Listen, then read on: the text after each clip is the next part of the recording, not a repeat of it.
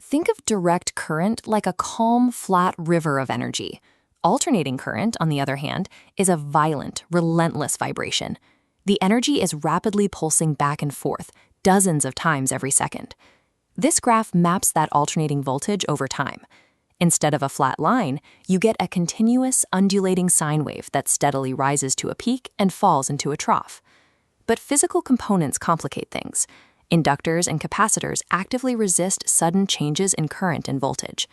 Because of this, the voltage and current fall out of sync, creating a physical gap between their peaks on the timeline, a lag called phase shift. To build real AC circuits, engineers have to deal with a chaotic system where multiple overlapping waves of power peak at entirely different moments. To figure out the total voltage of a system like that, you have to add those staggered, out-of-sync waves together. If you try to do this right here, inside the time domain, you have to calculate the exact value of every single wave at every passing millisecond. The math requires dense, massive chains of trigonometric identities. Trying to track point after point manually is labor-intensive and incredibly prone to human error. If you're designing a complex power grid, you cannot scale an operation on that kind of math. For early engineers, time itself became a mathematical trap. To solve these circuits and build modern electrical systems, they had to find a way to escape the flow of time completely. There is a specific physical loophole in AC circuitry.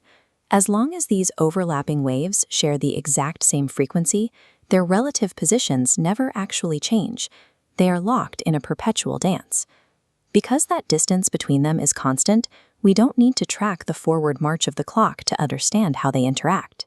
Here in this diagram, we can freeze the system and extract the only two traits that matter: the maximum height of the wave and the fixed angle of distance separating it from the others. By discarding the variable of time and focusing strictly on what stays still, engineers secured a stable point of reference in an environment of total flux. To use that stability, we have to change our perspective. Instead of watching the wave from the side as it moves along an XY time graph, imagine looking at it straight on. This diagram shows what we call the complex plane, where the wave becomes a rotating vector, a phasor. The length of this arrow represents the wave's magnitude, and the angle it makes with the bottom axis is its phase.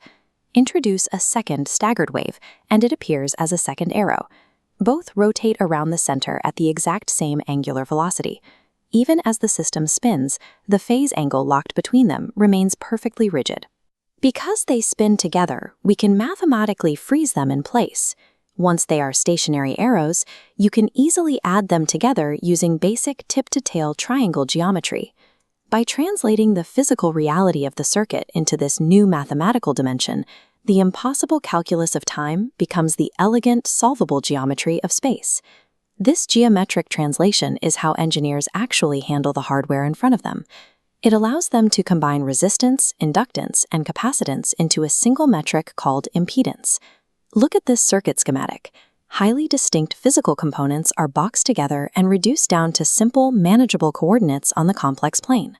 Phasors also give us the power factor. This graph highlights a downward angle of -36.9 degrees separating the voltage from the load current. That simple angle determines how much usable energy the entire system actually delivers. Without this unifying geometric language, optimizing the delivery of AC power through modern electrical components would be an impossible mathematical knot. And that optimization scales from a single circuit board up to the entire globe, where thousands of massive generators must be kept perfectly synchronized. Early grid operators relied on these exact geometric principles to orchestrate the mass distribution of alternating current, balancing power across vast physical distances. Phasors do not stop the flow of time. They simply provide a mathematical framework that allows us to step completely outside of it. Escaping the time domain and entering the complex plane allowed human ingenuity to take the chaotic, infinite variations of AC power and turn them into simple shapes we could use to light the world.